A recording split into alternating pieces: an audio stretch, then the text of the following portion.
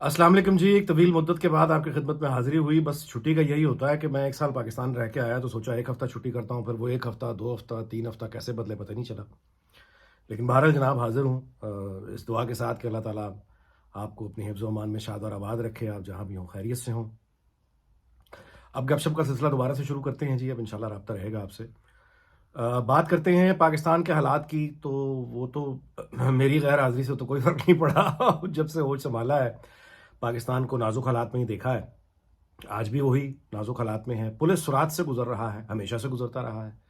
तो इस लिहाज से तो पाकिस्तान एक मुस्तकिल मिजाज मुल्क है कि किसी भी तरह के देर पा अमन या कोई खुशहाली का रास्ता या कोई भी फितरी रास्ता जो मुल्क में इस्तेहकाम लेकर आए, उस रास्ते से हमेशा से गुरेज ही की हुआ है। आज भी उस तरह से गुरेज है, तो इसमें भी कोई नई बात नहीं है। लेकिन असल जो मामला है वो ये है कि दुनिया में जितनी बड़ी तब्दीलियां आ रही हैं, उसके लिए हमेशा की तरह हम सिटिंग डक हैं, हमें कुछ नहीं पता। वो जब आके हिट कर जाएगा तब सोचेंगे फिर कि करना, हाल ही तो ठीक है, चल रहे हैं। लेकिन दुनिया में बहुत बड़ी तब्दीलियां आ रही हैं, जो तरक्की याफ्ता ममालिक हैं, जिनकी सदियों की जड़ें हैं तारीख में, वो हिले पड़े हैं। और मेरा इशारा सिर्फ ये नहीं है कि ये डोनाल्ड ट्रंप जो आ गया है या टैरिफ लगा दिए हैं, मामला चैलेंजेस इससे बहुत आगे हैं। मैं गुजारिश कर देता हूँ, लेकिन पहले पाकिस्तान के हालात जो हैं वो आइए शुरू करते हैं बलूचिस्तान से। बलूचिस्तान में गैर मामूली यानी बेचैनी तो खैर हमेशा से थी, खुशी तो कभी भी नहीं थी। लेकिन ज़ाहिर है कि जो जितनी बेचैनी, जो दहशत गर्दी और तशद्दुद जिस हद तक अब बढ़ गया है, ये हालिया तारीख में तो पहली बार हो रहा है। इसका नतीजा क्या निकल सकता है कोई नहीं जानता। लेकिन जमहूरियत को मौका दिया जाए या सियासी लीडरशिप आके उस मसले को हल करे, वो ज़ाहिर है इस काबिल उनको समझता ही कोई नहीं है। तो ये उम्मीद ख़त्म कर देनी चाहिए। तो पीछे क्या बचता है? डंडा है, तो बस ठीक है, डंडा है, चल रहा है। पख्तूनख्वा की तरफ आ जाएँ, वहाँ पे बिल्कुल यही सूरत हाल है। कोई वहाँ की जो अली अमीन गंडापुर की हुकूमत ने जो मिज़रेबल वहाँ पे गवर्नेंस है, वो अपनी जगह। जो एक बेदखली का मामला चल रहा है अफ़गान फैमिलीज़ का, ये भी एक अपनी नौइयत में एक अजीब मामला है कि बाकी दुनिया के ममालिक में, बरतानिया में जैसे मैं बैठा हूँ, या अब अमेरिका में या यूरोप के बाकी दीगर ममालिक हैं, आप वहाँ गैर कानूनी तौर पे भी चले जाएँ, अगर 5 साल, 7 साल, 10 साल अपने-अपने कवानीन के मुताबिक मुल्कों के, अगर आपने वक़्त गुज़ार लिया है, तो आपको शरीयत भी मिल जाती है और आपको बराबर के हकूक़ भी मिल जाते हैं। अब कोई 30 साल, 35 साल से बैठा हुआ है, उसको आप ये कहें कि चले जाओ वापस, तो ये तो पाकिस्तान में ही हो सकता है। लेकिन ठीक है, हो सकता है, वहाँ पे हो रहा है। इससे बड़ी जो अथॉरिटेरियन स्टेट्स होती हैं, इससे बड़ी तब्दीलियाँ वहाँ आती हैं। मिसाल के तौर पे सऊदी अरब में एमबीएस जिस तरह से पूरे मुल्क को समती उसने तब्दील कर दी, एक और तरफ ले गया है, तो किसी की मजाल नहीं है कि बोले। वो भी जो पहले वाले थे वो भी ठीक कर रहे थे। वो बिल्कुल इस्लाम था जो वो कर रहे थे। मोहम्मद बिन सलमान जो कर रहा है वो आज का इस्लाम है। वो जो कर रहा है बिल्कुल ठीक करिए। वही हज़ारों साल पुरानी कहानी है। The king is dead, long live the king. हमारे यहाँ भी उससे मिलती जुलती मुस्तकिल बादशाहत तो नहीं है, सिस्टम ही है जिसकी बादशाहत है। लेकिन उसको चलाने वाले जो आते हैं वो अपने विजन के मुताबिक जैसा जी चाहे वो करें।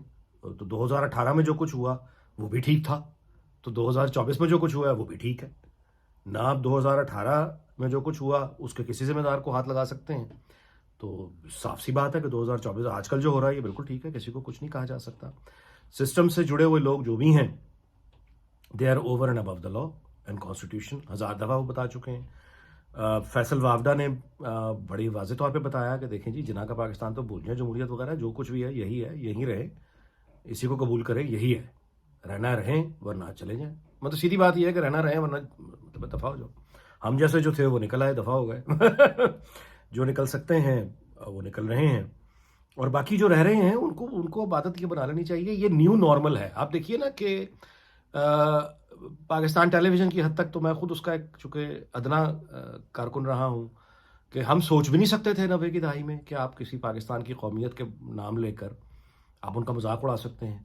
आज का पाकिस्तान ये है न्यू नॉर्मल के सरकारी दानिश्वर जो कि पाकिस्तान टेलीविज़न पर बैठते हैं, वो बलोचों को गालियाँ निकालते हैं, पूरी कौम को गालियाँ निकालते हैं। सारे पठानों को, अफ़गानों को खुल के वो कहते हैं कि ये नमक हराम है, गद्दार हैं। सिंधियों को कहते हैं जाहिल हैं। ये तो नहीं पता इनकी क्या औकात है।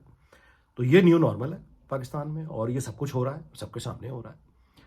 तो जहाँ ये सब कुछ हो, देखे ना, शुमाली कोरिया की मिसाल दे के एक सरकारी दानिश्वर ख्वाहिश का इजहार करता है अपने सोशल मीडिया अकाउंट पे कि पाकिस्तान को शुमाली कोरिया से सीखना चाहिए।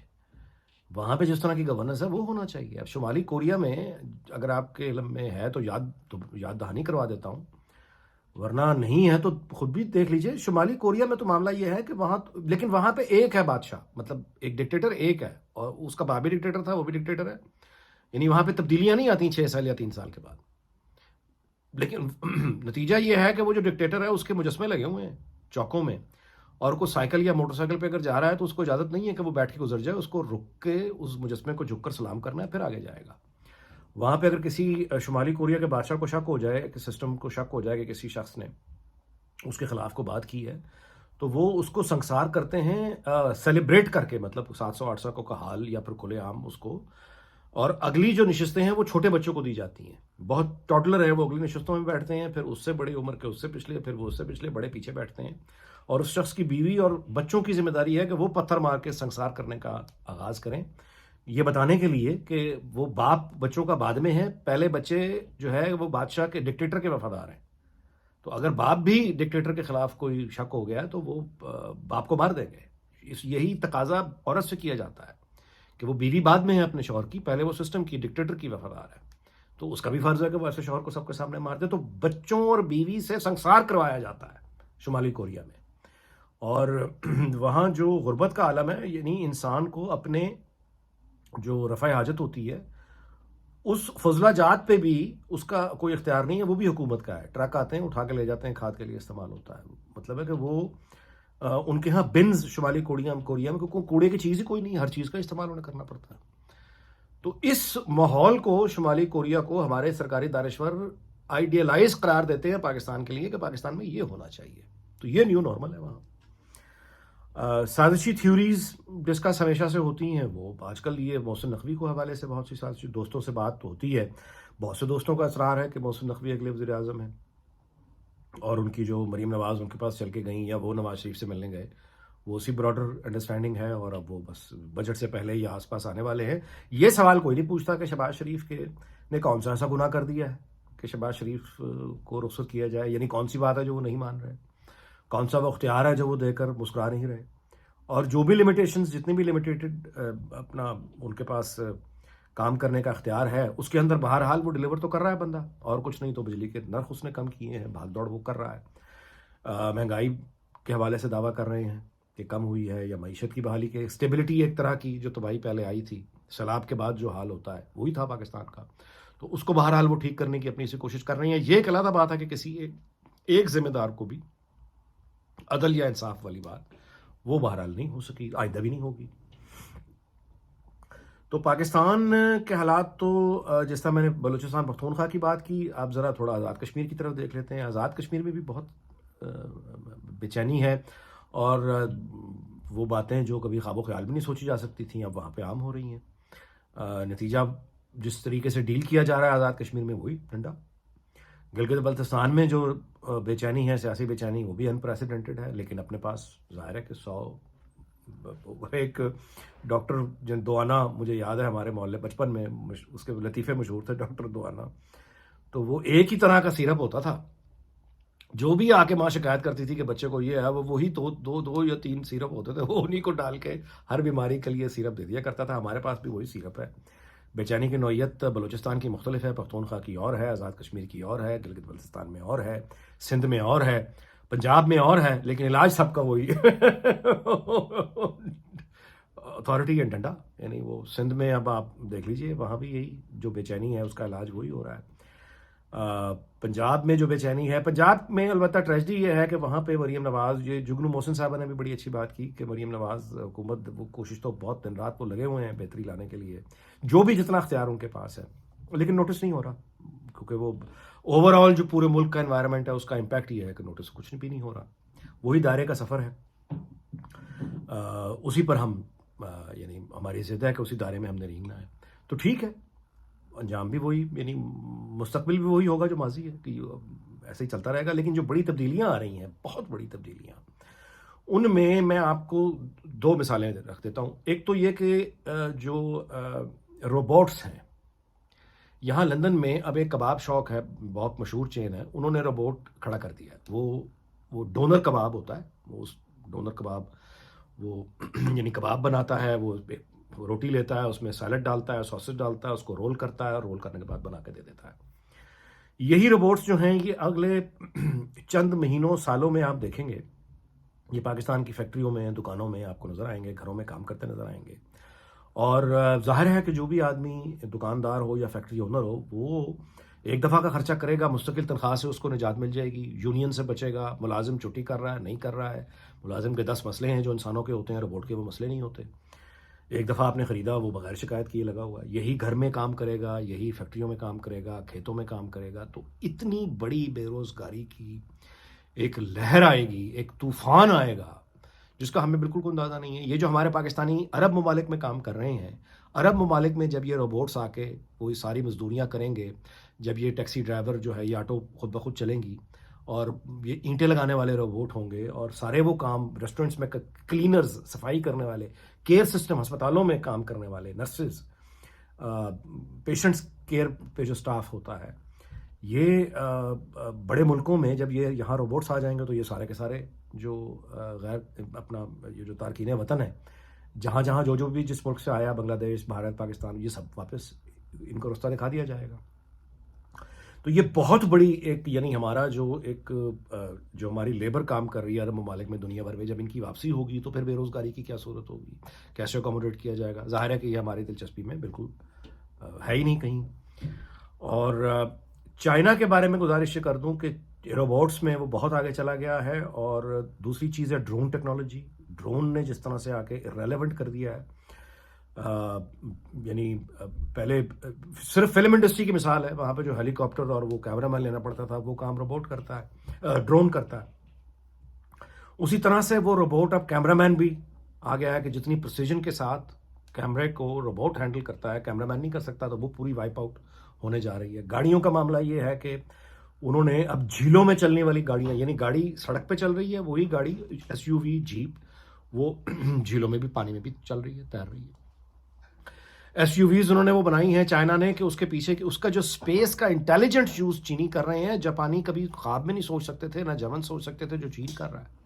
نتیجہ یہ ہے کہ ایک وہ ایس یو وی چین نے بنائی ہے کہ وہ اس کے پیچھے وہ آپ اس کی وہ جو اسپیس ہے رکھنے والی وہ کھولیں، اس میں سے وہ ایک ڈرون نکلتا ہے، اس ڈرون میں وہ بیٹھتے ہیں اور اس کے بعد آپ نے صرف ڈیسٹینیشن انٹر کرنی ہے، ڈرون لے جائے گا آپ کو. یعنی ہوا تیز چل رہی ہے، موسم کیا ہے، کس اونچائی پر اس نے اڑنا ہے، لینڈ کرنے کے لیے جہاں ڈیسٹینیشن آپ نے بتائی ہے اس کے نزدیک ترین کون سی وہ جگہ ہے جہاں پہ وہ لینڈ کر سکتا ہے، یہ سب کچھ ڈرون نے خود کرنا ہے. آرٹیفیشیل انٹیلیجنس کرے گی.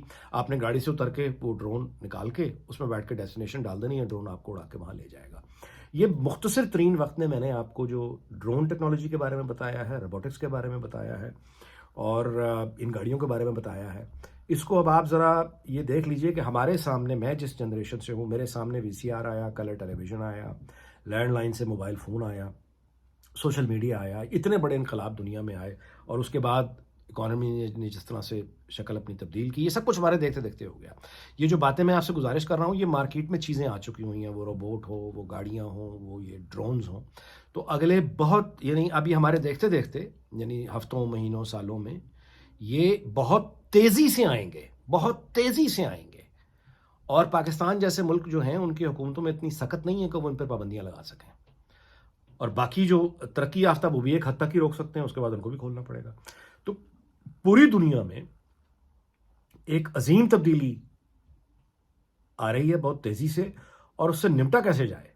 یعنی آرٹیفیشیل انٹیلیجنس خود، میں ولاگ ایک آپ کو ایک اور بتاتا چلوں، ایک ایگزیبیشن کی میں ویڈیو دیکھ رہا تھا جہاں پہ 2 روبوٹ انہوں نے کمپنی نے کھڑے کیے تھے اور انہوں نے اعلان کیا کہ یہ وہ روبوٹ ہیں جنہوں نے جو پروڈکٹس ان کے سامنے اب رکھی جا رہی ہیں روبوٹس کے سامنے، یہ پروڈکٹس انہوں نے پہلے کبھی دیکھی نہیں ہے. تو ایک اس کو انہوں نے سیٹ بنایا کچن کا، تو ایک روبوٹ اور 2 روبوٹ، ایک روبوٹ کے سامنے انہوں نے کوئی ویجیٹیبلز رکھی، کھیرے، ٹماٹر وغیرہ، آلو وغیرہ. دوسرے روبوٹ کے سامنے انہوں نے کچھ انڈے رکھے، کچھ مکھن وغیرہ رکھا اور کچھ میٹ رکھا، میٹ، گوشت، اور اس کے ساتھ انہوں نے سالٹ اور بلیک پیپر، اس طرح کی چیزیں رکھی. ان دونوں روبوٹس کو کہا گیا کہ ان کو چیزوں کو سارٹ آؤٹ کرو. تو ان روبوٹس نے جو پہلی دفعہ وہ چیزیں دیکھی تھیں، آرٹیفیشیل انٹیلیجنس نے کام کیا. ان روبوٹس نے وہ ویجیٹیبل اٹھائیں، ان کے پاس فریج تھا، اس نے دیکھا، آئیڈینٹیفائی کیا کہ یہ فریج میں جانے والی چیزیں ہیں، فریج کو کھولا اور ویجیٹیبلز کو اٹھا کے اس نے ویجیٹیبل کے کنٹینرز میں رکھا، انڈوں کو اٹھا کے انڈوں کی کیبنٹ میں رکھا اور میٹ کو اٹھا کے فریزر میں رکھا. دوسرے روبوٹ نے وہ چیزیں اٹھا کے بلیک پیپر وغیرہ جو جارز تھے ان جارز کو کیبنٹس میں رکھا، اور جو چیزیں جار میں جانے والی تھی، مثال کے طور پہ چینی کو جار میں ڈالا اور جار کو اٹھا کے اس نے رکھا کیبنٹ میں. اور یہ سب کام کرتے ہوئے دونوں روبوٹس نے آپس میں بات کی اور ایک دوسرے کو چیزیں بھی ہینڈ اوور کی. یہاں ٹیکنالوجی پہنچی پڑی ہے. یہ روبوٹس جب ظاہر ہے کہ گھروں میں کام کرنے کے لیے آئیں گے تو ہماری جو یہ گھروں میں کام کرتے ہوئے لوگ ہیں، یہ اتنی بڑی آبادی کا یہ حصہ ہے پوری دنیا میں، صرف ہمارا نہیں، عرب ممالک دیکھیں نا، پوری دنیا میں یہ اتنی بڑا ہٹ ہونے جا رہا ہے کہ اس کا یعنی کس طرح سے اس کا مداوع ہوگا، کسی کے پاس کوئی جواب نہیں ہے. اور سب سے زیادہ خطرناک ہمارے جیسے ملک ہیں جو جنہوں نے اپنے مقدر میں لکھ لیا ہے کہ انہوں نے زہر کے دائرے میں گھومتے رہنا ہے. یہ ہے مستقبل اتنا غیر یقینی کبھی بھی نہیں تھا جتنا آج ہے. اس دعا کے ساتھ کہ اللہ تعالیٰ، دعا تو ہم یہی کریں گے کہ پاکستان کو شاد اور آباد رکھے، پوری دنیا کو شاد اور آباد رکھے. آپ سے زیادہ چاہتا ہوں اگلے ویلاگ میں ملاقات ہوگی. اپنا خیال رکھیے گا. اللہ حافظ.